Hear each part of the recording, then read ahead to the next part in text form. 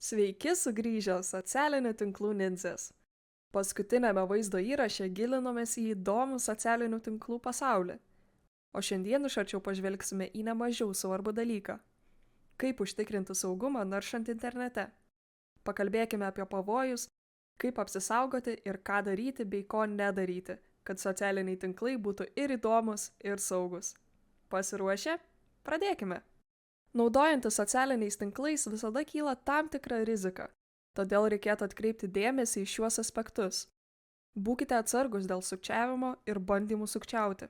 Sukčiai dažnai bando apgaulės būdu priversti jūs atskleisti asmeninius duomenis arba pervesti pinigų. Prieš spausdami bet kokias nuorodas ar dalydamasi slapta informacija visada 2 kart patikrinkite šaltinį. Saugokitės netikrų naujienų ir dezinformacijos. Ne viskas, ką matote internete, yra tiesa. Prieš tikėdami informaciją ar dalydamėsi ją su kitais, visada patikrinkite ją iš patikimų šaltinių. Būkite atidūs kibernetiniams patyčioms ar neigiamiems komentarams. Jei susidurite su patyčiomis ar žalingais komentarais, nedelsdami apie juos praneškite. Socialiniai tinklai turėtų būti pozityvi erdvė visiems.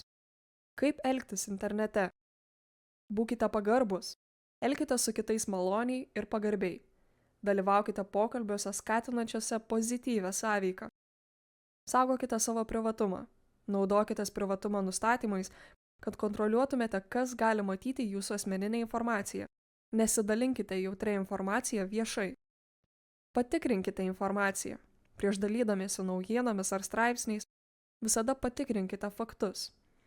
Dezinformacija plinta greitai, todėl įsitikinkite, kad tai, kuo dalyjatės, yra patikima.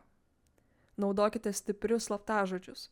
Apsaugokite savo paskyras stipriais, unikaliais slaptažodžiais. Tai vienas geriausių būdų užkirsti kelią neteisėtai prieigai. Saugokite savo skaitmeninį pėdsaką.